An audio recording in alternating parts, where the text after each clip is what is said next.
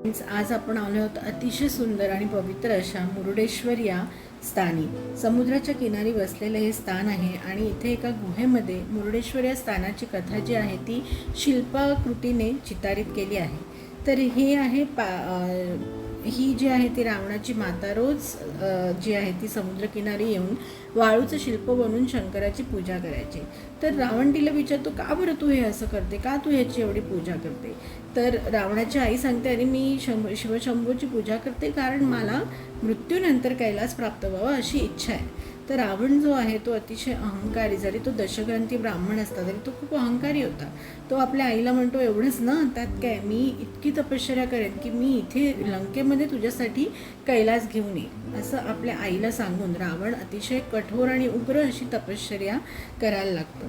आणि त्याची तपश्चर्या बघून नारद जे आहेत ते चिंताक्रांत होतात की जर ह्याची तपश्चर्या सफल झाली आणि हा कैलास न्यायचं म्हणाला तर आपण काय करायचं. म्हणून ते नारद जे आहेत ते भगवान विष्णूंकडे जातात आणि विष्णू आणि माता पार्वतींकडे ते मदत मागतात.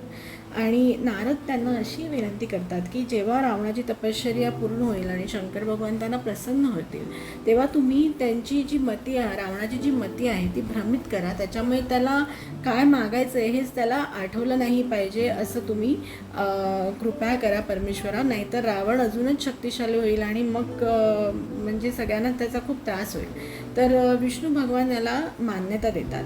इथे रावणाच्या तपश्चर्येने शंकर भगवान काही त्याला प्रसन्न होत नसतात, त्यामुळे तो चिडून संपूर्ण कैलास पर्वत जे आहे तो उचलतो आणि ह्याच्यामुळे काय होतं, पूर्ण जे संपूर्ण पाताळ लोक आहे ते डगमगायला लागतात, सगळीकडे लोक भयभीत होतात आणि माता पार्वतींकडे येऊन मदत मागतात. माता पार्वती शंकराला म्हणतात, अहो तुम्ही ह्याचा काहीतरी बंदोबस्त करा, सगळे देव आणि सगळे विश्वातले लोक घाबरत आहेत. तर मग शंकर तेव्हा रावणावरती प्रसन्न होतात आणि म्हणतात, ठीक आहे, तू माग, तुला काय हवं आहे. तर ह्याच्यावरती जे रावण आहे तो भ्रमित झालेला असल्यामुळे रावण काय म्हणतो की मला हे पार्वती हवी आहे. तर शंकर भगवान म्हणतात, ठीक आहे, तू हिला घेऊन जा, ही तुझ्या मागून चालेल, पण जर तू मागे वळून बघितलं तर ज्या ठिकाणी तू मागे वळशील तिथे जे आहे ते माता पार्वती कायमस्वरूपी देवी पार्वती जी आहे ती कायमस्वरूपी निवास करते. तर इथे पण नारद मुनी जे आहे ते येतात आणि रावणाला भ्रमित करण्याचं काम करतात. ते रावणाला प्रकट होऊन म्हणतात की अरे कुठल्या महाभयंकर अशा बाईबरोबर तू चाललायस वापरे.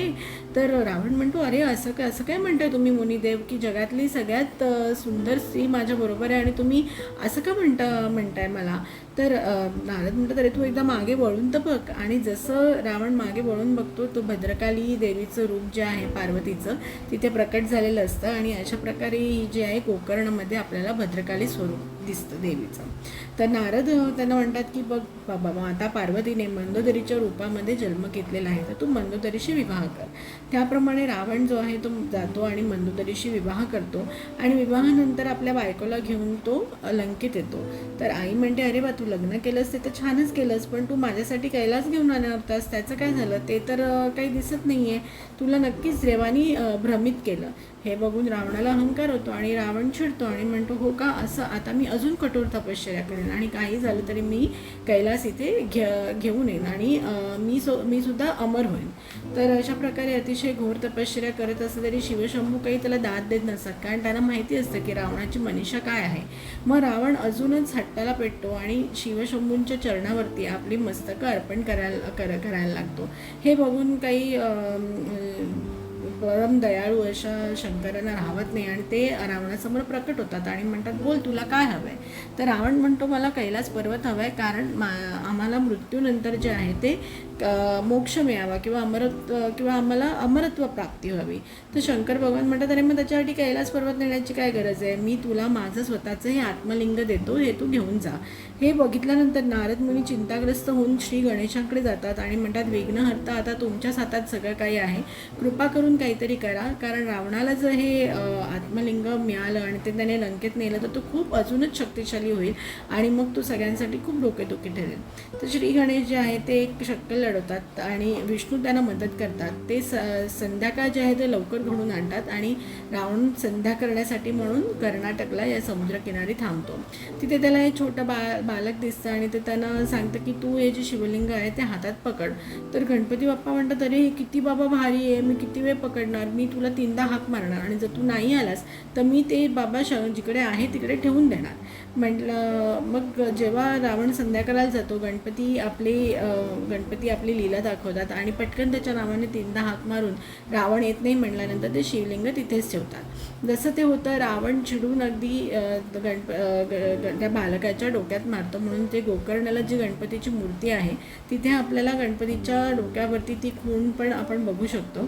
आणि जसं गणपती शिवलिंग खाली ठेवतात, कारण शंभूंनी काय सांगितलेलं असतं, जिथे तू हे शिवलिंग खाली ठेवशील तिथेच ते बसेल. त्यामुळे अशा प्रकारे जे मुरुडेश्वरला जे आहे ते गोकर्णाला जे आहे ते शिवलिंग खाली ठेवलं झालं. त्यामुळे तिकडेच त्यांचं स्थान निर्माण झालं. तर रावण खूप चिडतो आणि तो ते शिवलिंग उघडून काढण्याचा प्रयत्न करतो, पण ते काही होत नाही. पण त्याच्या ताकदीने त्या शिवलिंगाचे 5 भाग होऊन ते वेगवेगळ्या ठिकाणी पडलेले आहेत. तर त्याच्यातलं जे महत्त्वाचं सगळ्यात जे आत्मलिंग आहे ते गाईच्या कानाच्या शेपचं आहे. ते गोकर्ण महाबळेश्वर इथे पडलेलं आहे. अतिशय पवित्र असं हे स्थान आहे, जिथे शिवांचं स्वतःचं आत्मलिंग आहे. जो खालचा भाग होता ज्याच्यामध्ये हे आत्मलिंग घेऊन जात होता रावण, तो इथे मुरुडेश्वरला आहे. आणि याच्याशिवाय 3 वेगवेगळी ठिकाणं आहेत, जशी दारेश्वर आहे. तिथे तुम्ही जर बघितलं तर तिकडे त्यांनी लिहिलेली आहे ती कुठली 3 स्थानं आहेत ती. आणि अशा प्रकारे अशी 5 या पवित्र स्थाने जी शिवशंभूची आहे ती स्थापना झालेली आहे. याला पंचक्षेत्र, पंचपावन क्षेत्र असंही म्हटलं जातं. तर अशी सुरस कथा आहे. आणि हे मुरुडेश्वर स्थानसुद्धा इतकं छान पवित्र आहे. समुद्राच्या किनारी बसलेली महादेवांची अतिशय उंच अशी, आपण म्हणू शकू जगातली पहिली किंवा दुसऱ्या नंबरची उंच अशी प्रतिमा आहे. आणि त्याच्यासमोर अतिशय उंच असं छान गोपूर केलेलं आहे. आणि आजूबाजूला पूर्ण समुद्राचा नजारा, गेल्यानंतर मन अगदी बघून प्रसन्न होतं. तर तुम्ही नक्की जा आणि तुम्हाला आमची कथा कशी वाटली ते तुम्ही कमेंट्समध्ये नक्की कळवा. तुम्हाला आमचे व्हिडिओ आवडत असतील तर कृपा करून लाईक करा, शेअर करा आणि आमच्या चॅनलला सबस्क्राईब करायला विसरू नका. तर धन्यवाद मित्रांनो. असंच मी कर्नाटक आणि कोल्हापूरच्या ट्रिपमधले सुरस अशा गोष्टी तुमच्यासाठी घेऊन येणार आहे.